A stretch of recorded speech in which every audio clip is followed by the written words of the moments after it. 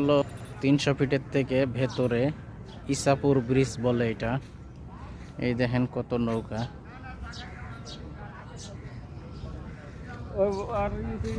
এই যে নৌকা দিয়া এই ব্রিজটা গেছে খিলক্ষেতের দিকে। কত ময়লা পানি, আর এই দৃশ্যটা আমার কাছে ভালো লাগলো।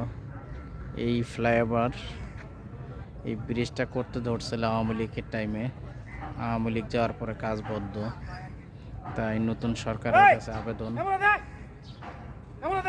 যে এই কাজটা যাতে দ্রুত শেষ করা হয়।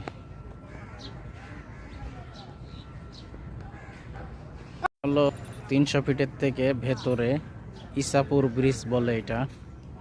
এই দেখেন কত নৌকা।